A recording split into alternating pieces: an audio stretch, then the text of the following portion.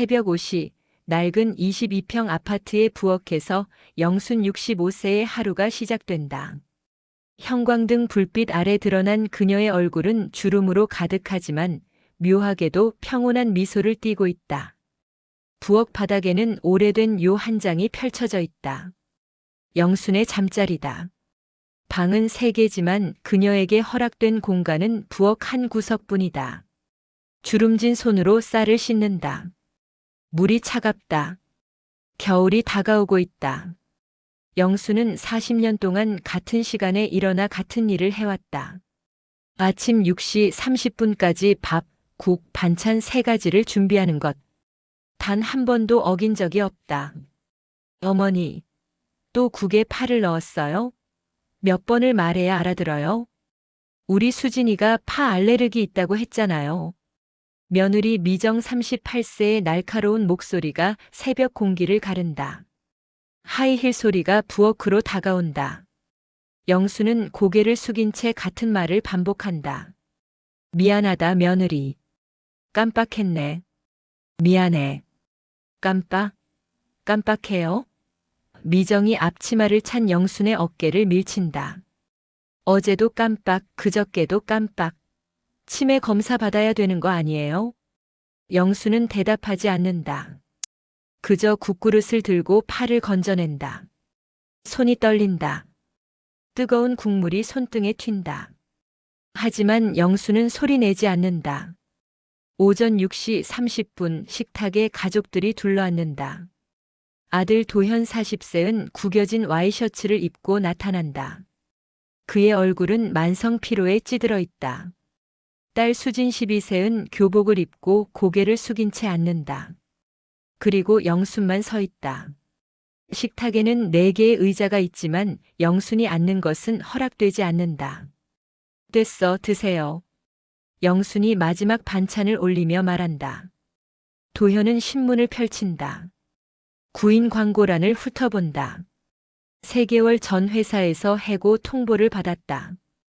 20년 근속 성실한 근무 태도였지만 구조조정 명단에 이름이 올랐다. 이번이 처음이 아니다. 지난 15년간 5번의 이직. 모두 비슷한 이유였다. 적합하지 않음, 성과 미달, 회사 사정. 아빠. 수진이 작게 부른다. 오늘 학부모 상담 있는데. 엄마가 가. 도현이 신문에서 눈을 떼지 않고 답한다. 난 못 가요. 미정이 밥을 씹으며 차갑게 말한다. 백화점 VIP 세일 있어서. 어머니가 가시든가. 수진의 얼굴이 어두워진다. 할머니가 학교에 오는 건 싫다. 아이들이 거지 할머니라고 놀린다. 영순의 옷은 언제나 낡고 기운 자국이 역력하다. 그럼 난 안 가. 수진이 중얼거린다. 미정이 젓가락을 탁 놓는다. 당신 어머니 때문에 우리 인생이 이 모양이야. 미정이 밥그릇을 영순 앞으로 거칠게 밀어낸다. 쌀알이 바닥에 흩어진다. 결혼 15년 됐는데 아직도 전세살이. 당신은 40살인데 백수. 이게 다 누구 때문이에요? 영순의 미소가 조금 굳는다. 하지만 여전히 웃고 있다. 주제도 모르고 옛날식으로만 하시니까 우리가 동네에서 무시당하는 거라고요. 어제도 옆집 아줌마가 그러는데 당신의 시어머니 좀 이상하다고. 창피해 죽겠어요. 도현은 여전히 침묵한다. 신문을 더 가까이 당긴다. 글자가 눈에 들어오지 않는다. 하지만 그는 계속 신문을 본다. 피하는 것이다. 어머니의 얼굴을, 아내의 분노를, 딸의 슬픔을. 영수는 바닥에 흩어진 밥알을 줍는다. 무릎을 꿇고 하나하나 정성스럽게 줍는다. 나 때문이네. 다 내 탓이야. 미안하다. 영순이 말한다. 그녀의 목소리는 떨리지 않는다. 너무 많이 반복한 말이라서. 그 순간 미정이 영순의 손등을 젓가락으로 내리친다. 딱 소리가 난다. 영순의 손등에 붉은 자국이 생긴다. 더럽게. 손으로 만지지 말라고요. 걔도 안 그래요. 수진이 작게 울먹인다. 엄마, 할머니한테 너무해. 닥쳐. 내가 뭘 알아? 미정의 히스테리가 터진다. 그녀가 수진의 머리채를 잡는다. 이 집안이 왜 이 모양인지 너도 알아야 돼. 저 할머니가 귀신 같은 재수를 가져와서 우린 평생 이렇게 사는 거야. 너도 나중에 시집 가면 이런 시어머니 만나서 평생 고생할 거야. 수진이 흐느낀다. 도현이 마침내 신문을 접는다. 천천히 일어선다. 아무 말도 하지 않는다. 현관문을 연다. 신발을 신는다. 어디 가요? 미정이 묻는다. 바람 쐬고. 도현의 목소리는 공허하다. 출근도 아니면서 맨날 바람만 쐬네. 당신도 당신 어머니 닮아서 쓸모없어. 현관문이 닫힌다. 도현은 계단을 내려간다. 엘리베이터가 아니라 계단으로. 천천히 한 칸씩. 도망치는 것이다. 집에 남은 영수는 흩어진 밥알을 계속 줍는다. 미정이 영순의 머리채를 잡는다. 듣고 있어요? 오늘 장 보고 빨래 3번 돌리고 화장실 청소하고 저녁은 7시까지 준비하세요. 메뉴는 갈비찜. 한 가지라도 틀리거나 늦으면. 미정이 영순의 귀에 속삭인다. 진짜 요양원 보낼 거예요. 아시죠? 지난번에 알아본 곳 한 달에 150만 원짜리. 아, 우리한테 그런 돈 없으니까 국가에서 운영하는 무료 요양원? 거기 보낼 거예요.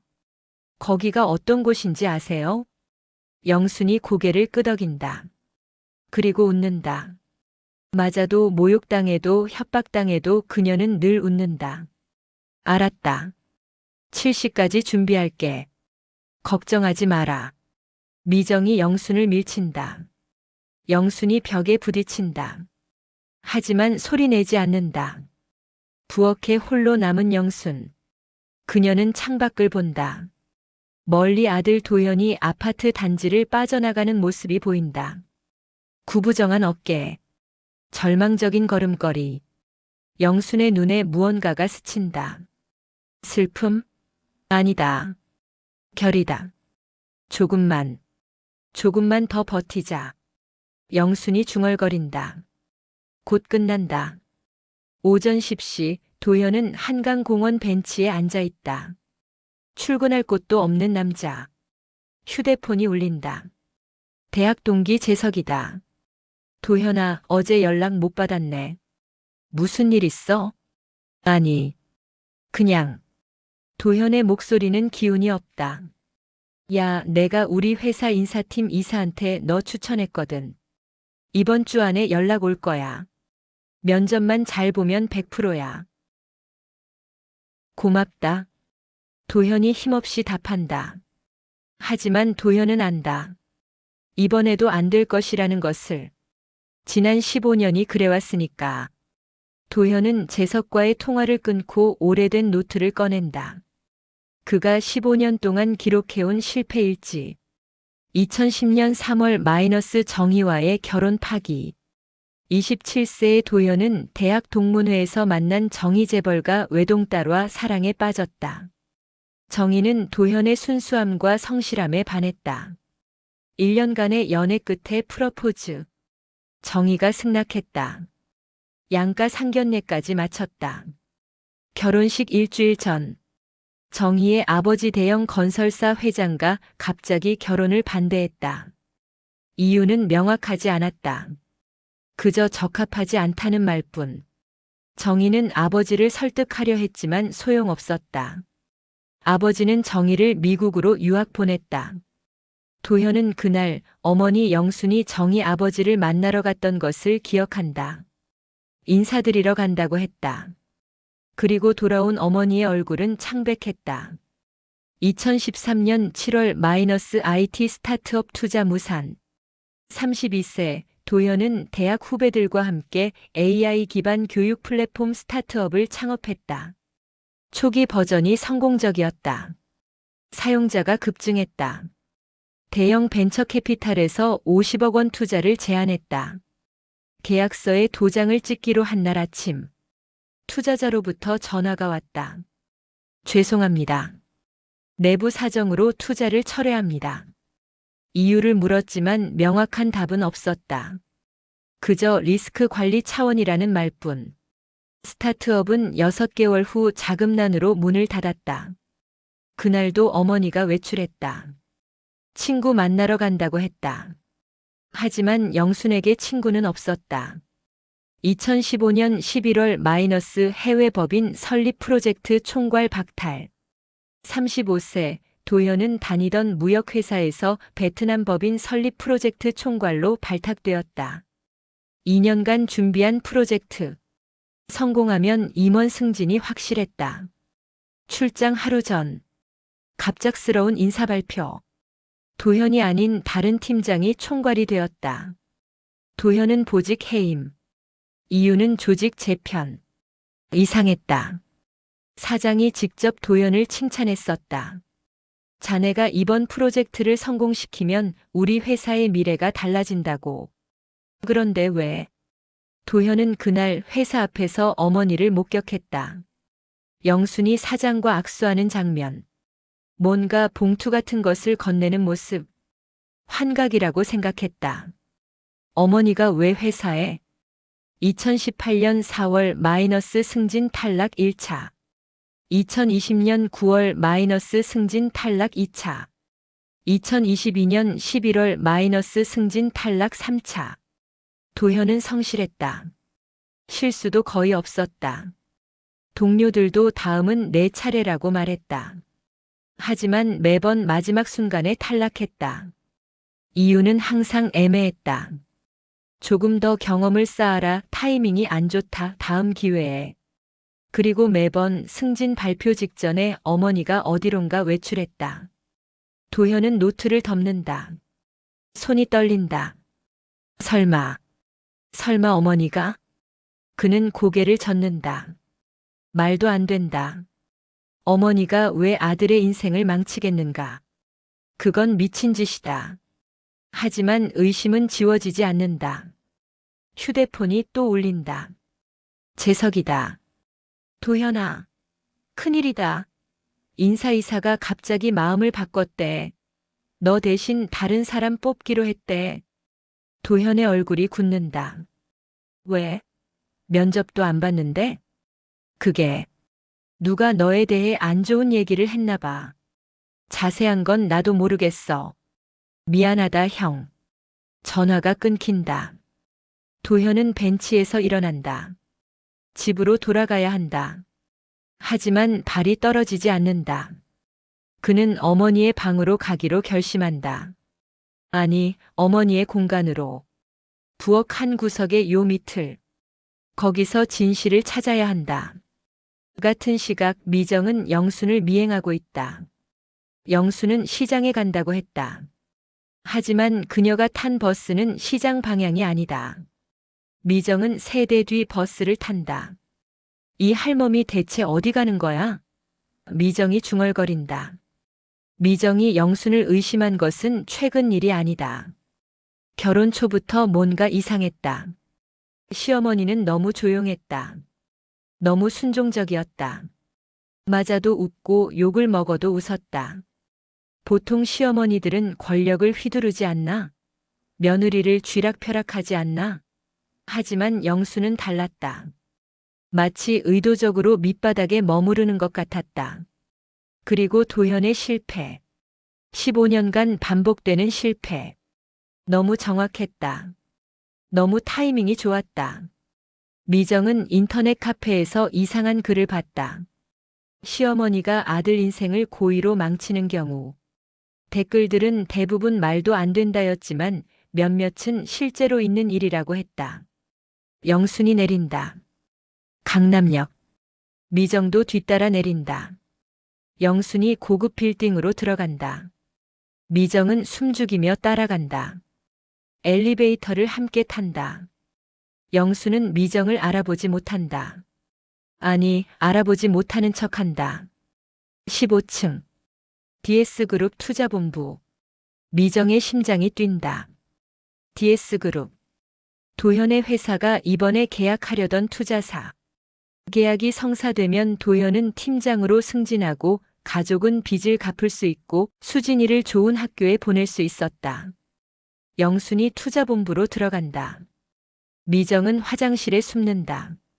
30분이 지난다. 미정은 조심스럽게 나와서 복도를 살핀다. 회의실 유리창 너머로 영순이 보인다.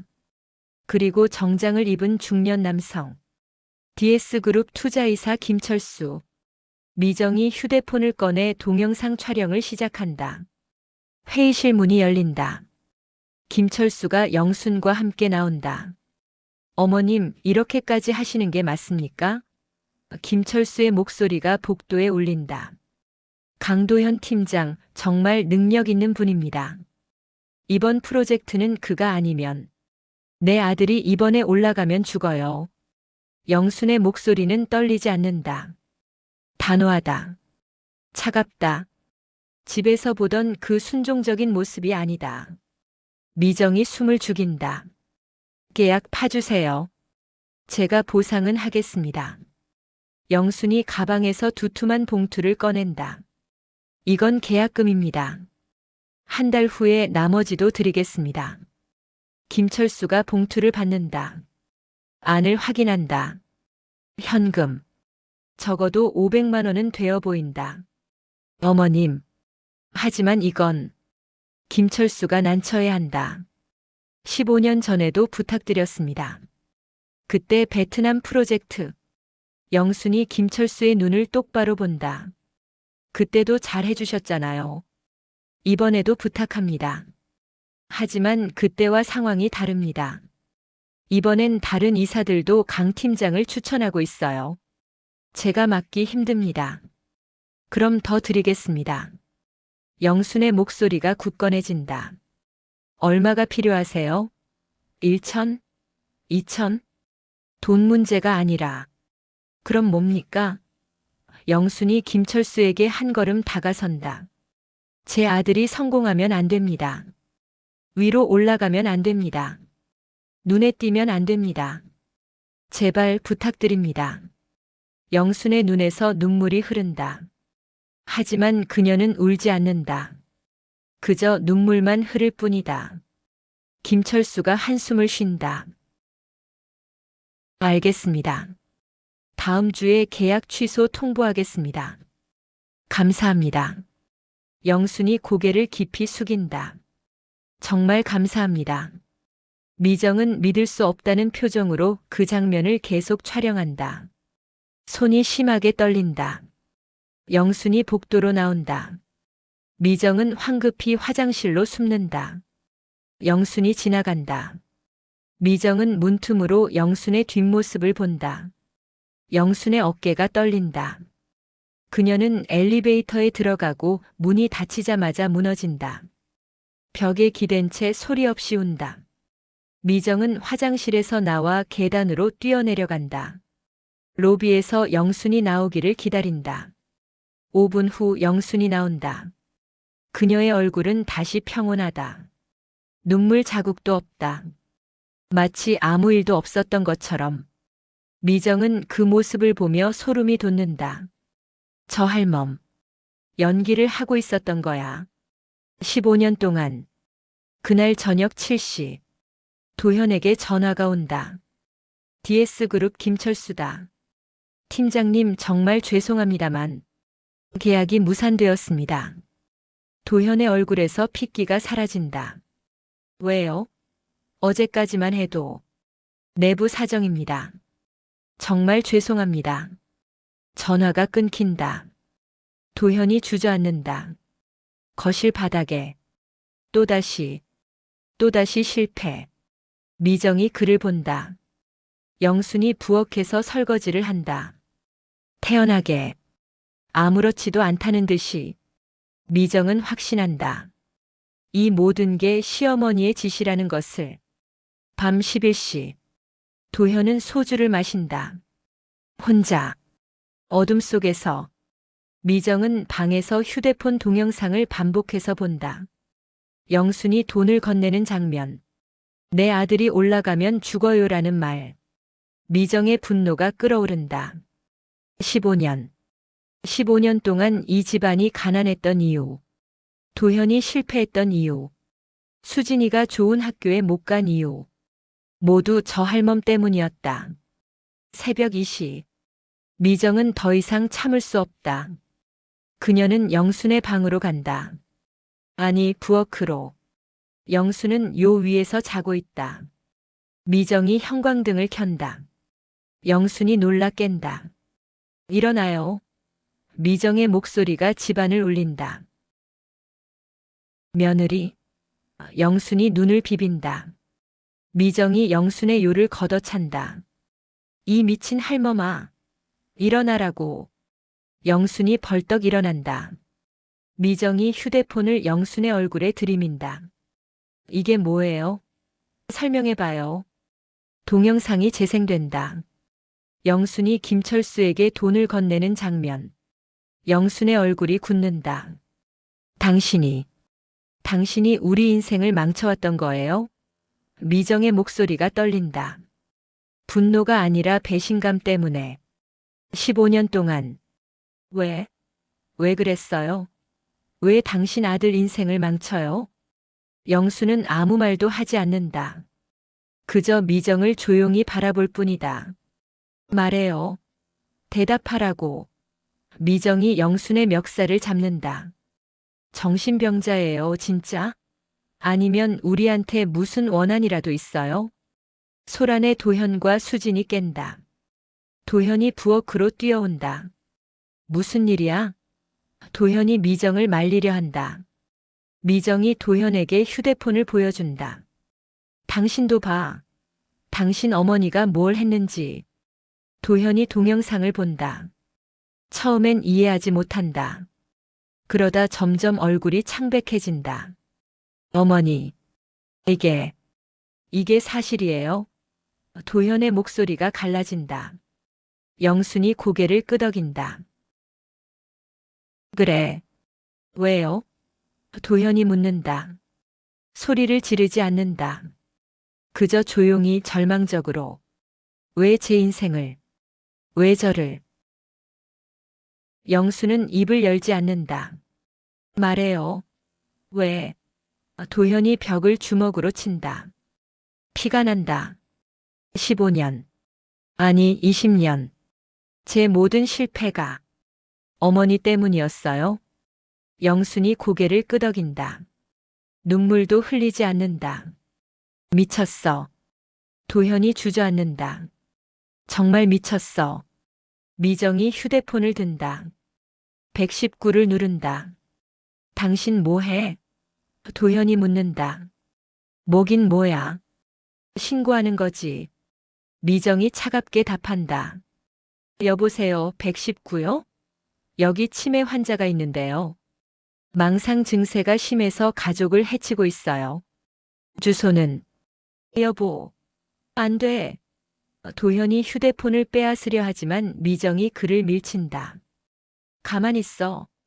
이 집안이 왜 이 모양인지 이제 알겠어? 당신 엄마가 미친 거라고. 정신병원에 가야 돼. 수진이 복도에서 운다. 엄마, 할머니, 그만해. 너도 닥쳐. 미정이 소리친다. 30분 후 구급차가 아파트 단지에 도착한다. 이웃들이 창문을 연다. 수군거림. 응급구조사 2명이 영순에게 다가온다. 어르신, 저희와 함께 가셔야겠습니다. 젊은 구조사가 부드럽게 말한다. 영순은 저항하지 않는다. 순순히 따라간다. 도현이 어머니의 손을 잡으려 하지만 미정이 가로막는다. 손대지 마. 당신도 공범이야. 어머니. 도현의 목소리가 떨린다. 어머니, 왜 그러셨어요? 제발 말씀해 주세요. 영순이 도현을 본다. 마지막으로. 그녀의 눈에서 눈물이 흐른다.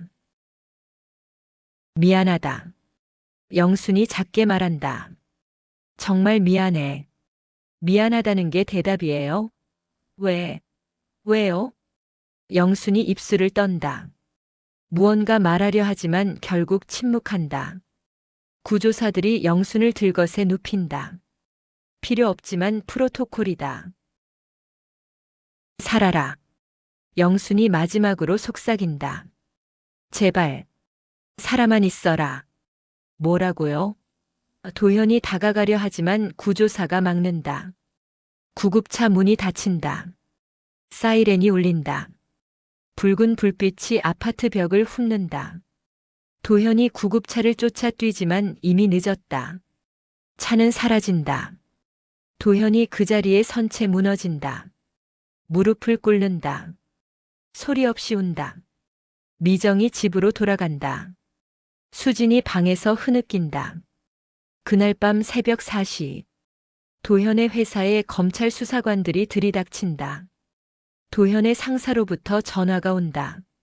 강 팀장, 지금 당장 회사로 나와. 큰일 났어. 무슨 일인데요? 횡령이야. 횡령. 누가 우리 회사 비자금 조성 의혹을 검찰에 제보했대. 내가 맡았던 프로젝트 관련해서. 도현의 세계가 무너진다. 영순이 막아왔던 진짜 지옥이 열린 것이다. 일주일 후. 국립정신병원 격리병동.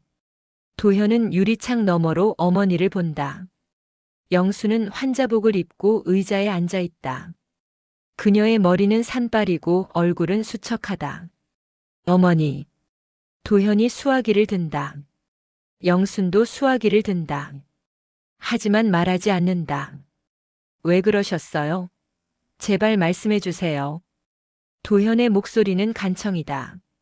저 지금 횡령 혐의로 조사받고 있어요.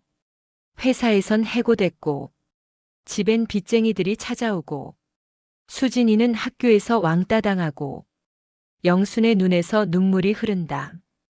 이게 다 어머니가 원했던 거예요? 저를 완전히 망가뜨리는 게. 도현이 유리를 친다. 왜요? 영수는 고개를 저을 뿐이다. 입을 열지 않는다. 면회 시간이 끝난다. 도현은 절망한 채 병원을 나온다. 복도를 걷다가 행정실 앞을 지나친다. 그때 문득 생각한다. 어머니의 과거 기록. 도현은 행정실로 들어간다. 환자의 과거 진료 기록을 확인할 수 있을까요? 보호자시면 가능합니다. 신분증 주세요. 간호사가 답한다. 10분 후 두꺼운 파일이 도현 앞에 놓인다. 강영순 마이너스 진료 기록 1980-2025. 도현이 파일을 펼친다. 1985년 기록부터 확인한다. 그의 출생 연도. 산부인과 기록. 1985년 1월, 2월, 3월. 도현의 출생일은 3월 15일이다. 그런데 영순의 출산 기록이 없다. 이게 무슨. 도현이 다시 확인한다. 분명 없다. 그는 더 깊이 파일을 뒤진다. 1985년 4월 20일. 정신과 상담 기록. 환자는 심각한 PTSD 증상을 호소함. 타인의 영아를 양육하게 된 사건에 대한 죄책감과 불안감 표현. 내가 제대로 키울 수 있을까, 진짜 부모가 아닌데 등의 발언 반복. 약물 치료 시작. 도현의 손이 떨린다. 1986년 7월 기록. 환자는 계속해서 그 아이의 진짜 가족이 찾으러 올 것에 대한 공포 표현. 아이를 지키기 위해서는 평범하게, 눈에 띄지 않게 키워야 한다는 강박 관념 심화. 우울증 약 처방 증량. 1990년 3월 기록. 환자는 아이가 자신의 출생 비밀을 알게 되면 떠날 것이라는 두려움 호소. 그 집안 사람들이 아이를 데려갈 것이라는 피해망상 증세 보임. 도현이 파일을 덮는다. 숨을 쉴 수 없다. 그는 병원을 뛰쳐나온다. 택시를 잡는다. 어디로 가시겠습니까? 신월동. 신월동 189-35. 도현이 답한다. 자신이 태어나고 자란 옛집. 40분 후 도현은 재개발 예정 지역에 도착한다. 낡은 연립주택들. 대부분 비어 있다. 영순이 살던 집. 30년 전 그 집. 문은 잠겨 있지만 도현은 알고 있다. 뒷문 자물쇠는 고장 나 있다는 것을. 집 안으로 들어간다. 먼지 냄새, 곰팡이 냄새, 추억의 냄새. 도현은 다락방으로 올라간다. 어머니가 절대 들어가면 안 된다고 했던 곳. 다락방 구석에 낡은 나무 상자가 있다. 자물쇠가 채워져 있다. 도현은 망설이지 않는다. 돌로 자물쇠를 부순다. 상자 안에는 오래된 신문 스크랩들, 사진, 그리고 봉투가 있다. 첫 번째 신문. 1985년 2월 28일자. 대성그룹 차남 박진혁 음주운전 사망사고. 20대 부부와 생후 2개월 영아 피해. 도현이 기사를 읽는다.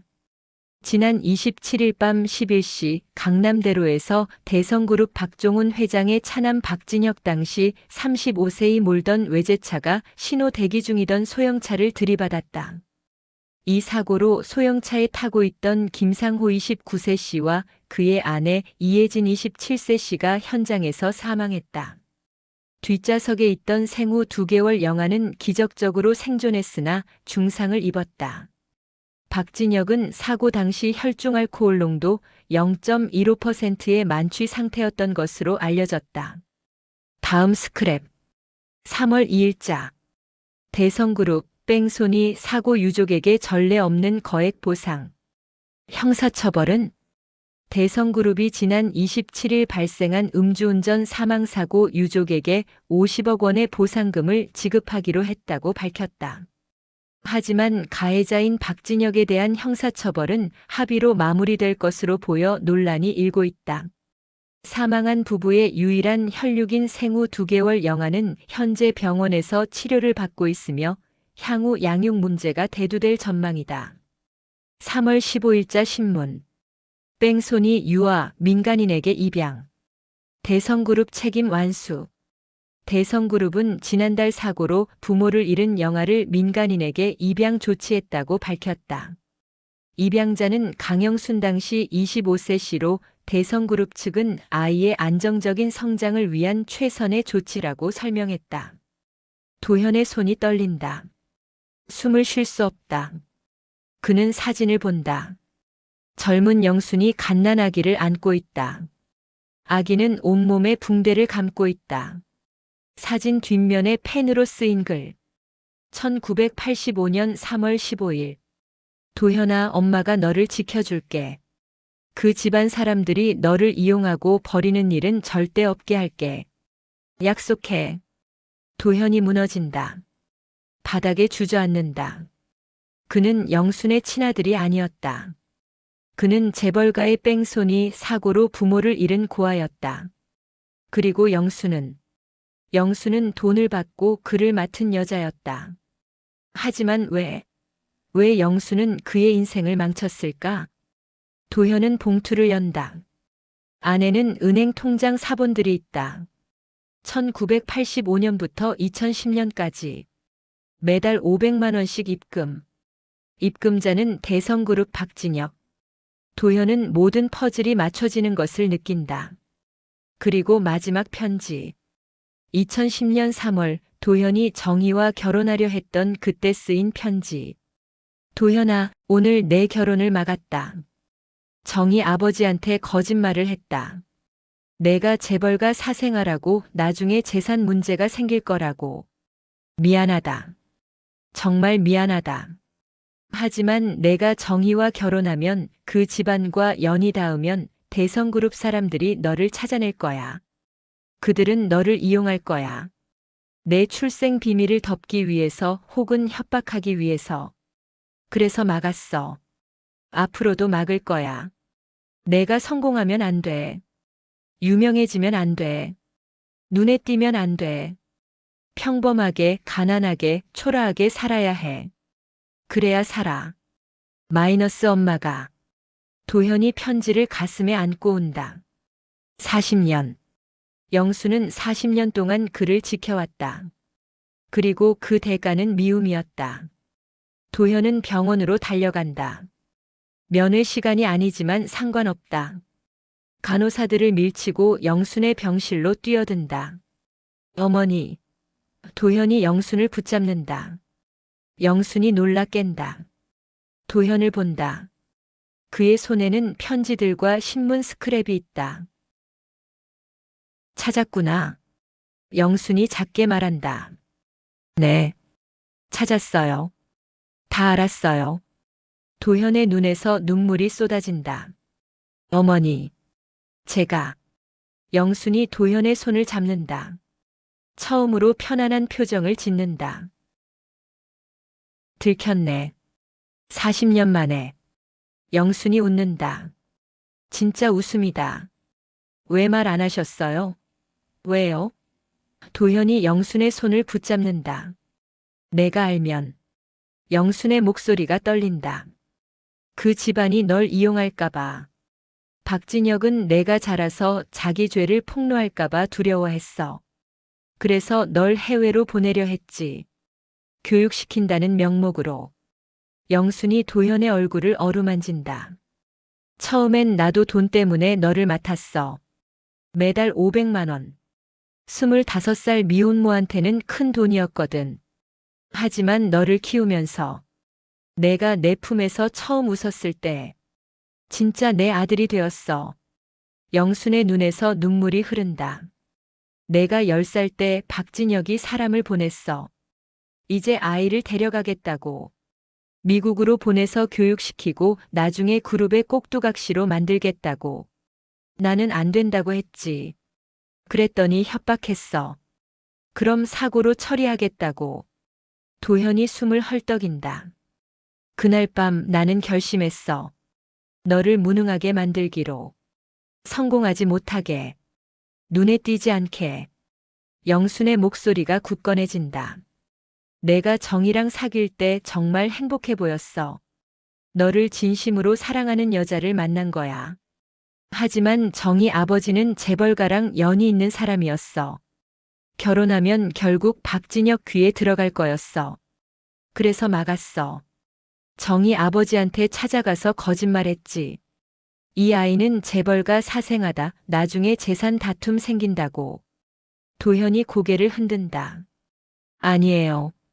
그럼 전 스타트업 투자도 나였어. 영순이 계속 말한다. 투자자한테 찾아가서 이 사업하면 안 된다. 내 아들 인생 망친다고 빌었지. 얼마나 비웃었는지 알아? 하지만 결국 막았어. 돈을 주고. 해외 파견도 승진도 모든 기회를 막았어. 내가 위로 올라갈수록 박진혁은 너를 더 주시했거든. 그래서 일부러 평범하게, 가난하게, 실패하게 만들었어. 영순이 도현의 머리를 쓰다듬는다. 미움받는 거 괜찮았어. 며느리한테 맞는 것도 욕먹는 것도 인간 이하 취급받는 것도. 내가 내 인생의 원흉이 되면 넌 최소한 안전할 거라고 믿었어. 왜 바보처럼 웃었는지 알아? 내가 날 증오하면 날 쓸모없다고 생각하면 그게 내가 원한 거였어. 너와 나 사이에 벽이 생기면 박진혁도 우리 관계를 의심하지 않을 거라고 생각했거든. 도현이 영순을 끌어안는다. 어머니, 어머니, 미안하다. 내 행복을 빼앗아서. 하지만 후회는 없어. 넌 살아있잖아. 영순이 도현의 등을 토닥인다. 그것만으로 충분해. 둘은 한참을 울었다. 하지만 어머니. 도현이 묻는다. 이제 어떻게 해요? 제가 횡령 혐의를 받고 있는데 이것도. 그건 박진혁이야. 영순이 단호하게 말한다. 내가 최근에 언론에 이름이 나왔잖아. DS그룹 프로젝트 건으로. 박진혁이 그걸 보고 널 완전히 무너뜨리려는 거야. 그럼 내가 막을 거야. 영순이 도현의 눈을 똑바로 본다. 마지막으로 병원 복도. 미정이 벽에 기대어 있다. 그녀는 모든 대화를 엿듣고 있었다. 처음엔 충격받은 표정이었다. 하지만 이내 그녀의 눈빛이 변한다. 계산이 시작된다. 출생의 비밀. 재벌가. 대성그룹.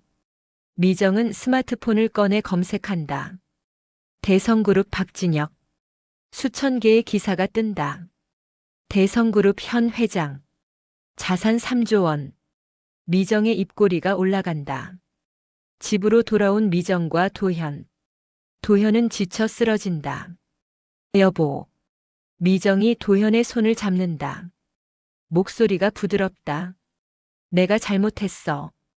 어머니한테 너무 심하게 했어. 미정의 눈에서 눈물이 흐른다. 진심처럼 보인다. 어머니가 왜 그러셨는지 이제 알 것 같아.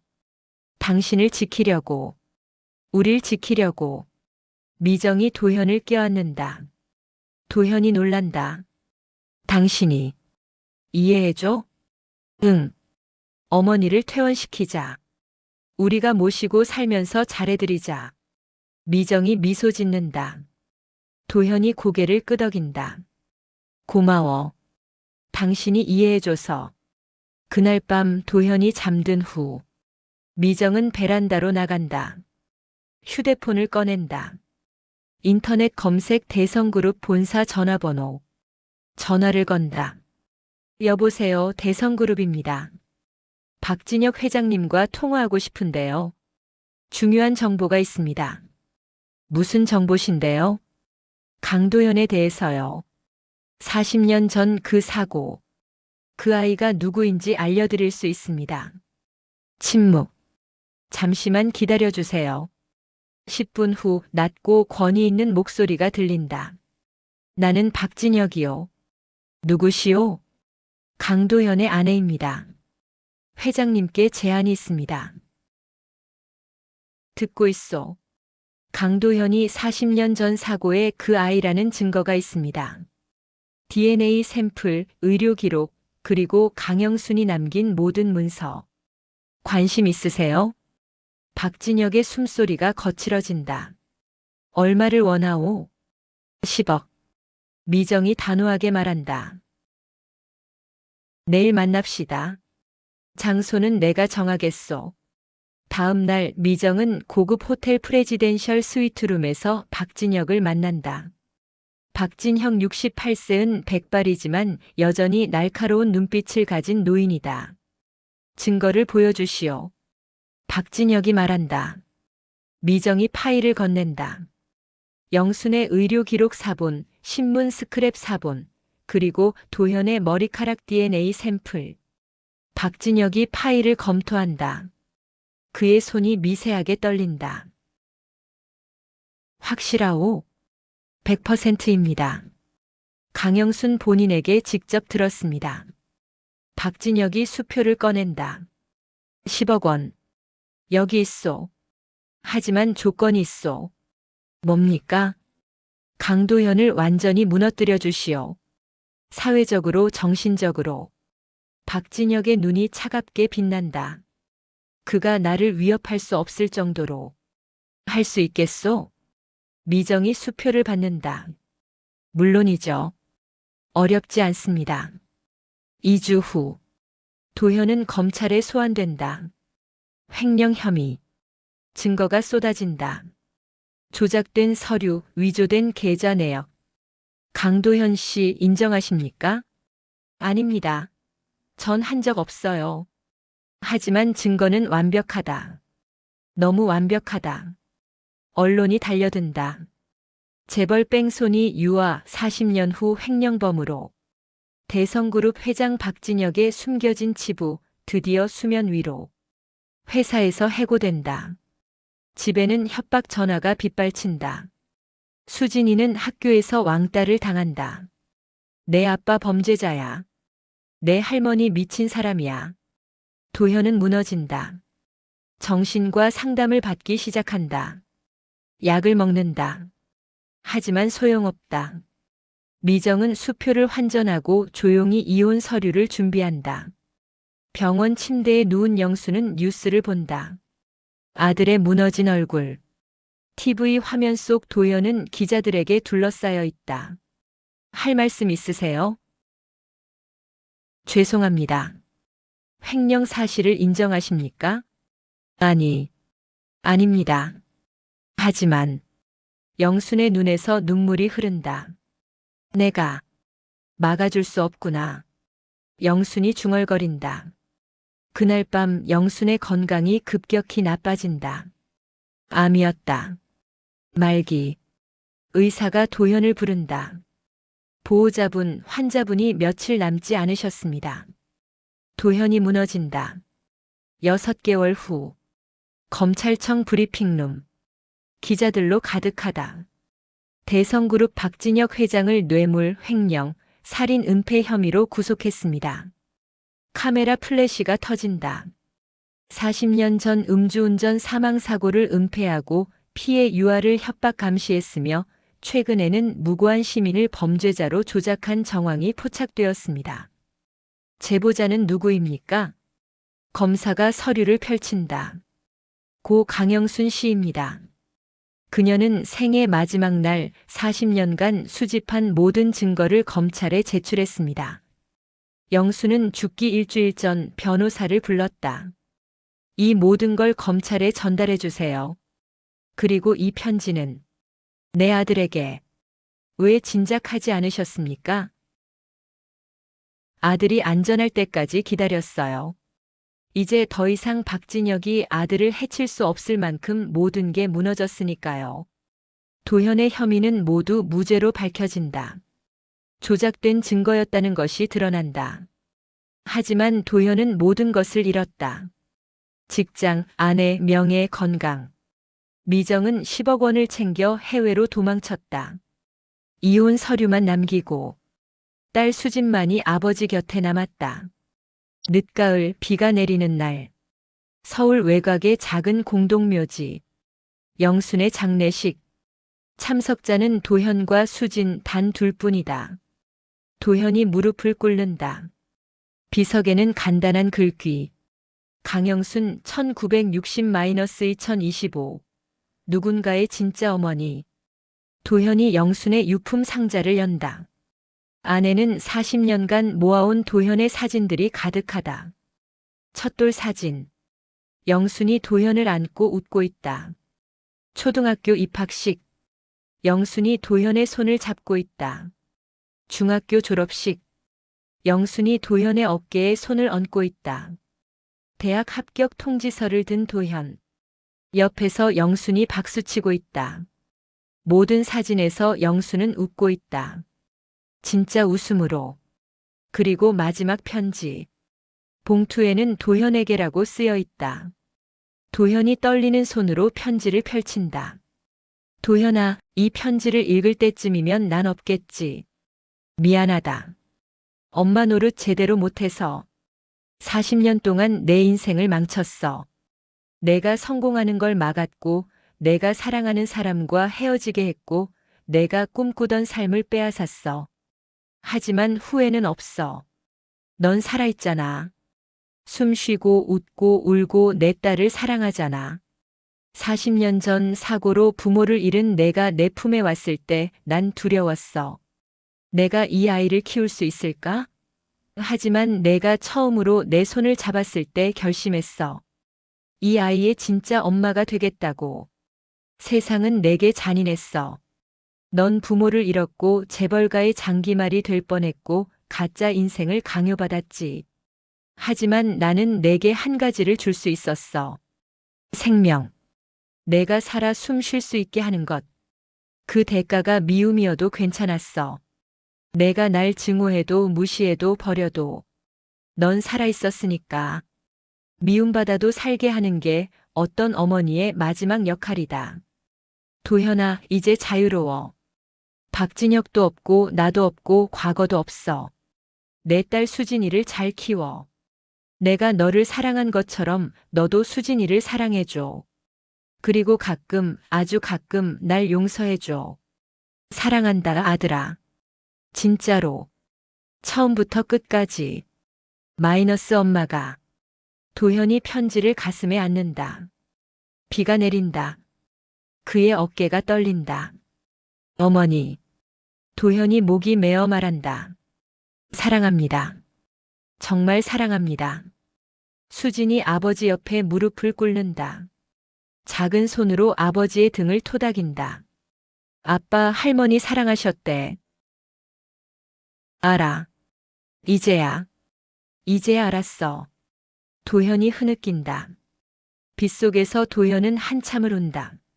40년의 오해, 40년의 희생, 40년의 사랑. 카메라가 천천히 뒤로 물러난다. 비석, 무너진 남자, 그리고 그의 곁을 지키는 어린 딸. 빗방울이 비석을 적신다. 글자가 흐려진다. 하지만 여전히 읽힌다. 누군가의 진짜 어머니. 화면이 천천히 어두워진다. 자막이 뜬다. 사랑은 때로 미움의 얼굴을 하고 우리 곁에 머문다. 그리고 그 사랑은 죽어서야 이해된다. 검은 화면. 엔딩 크레딧이 올라간다.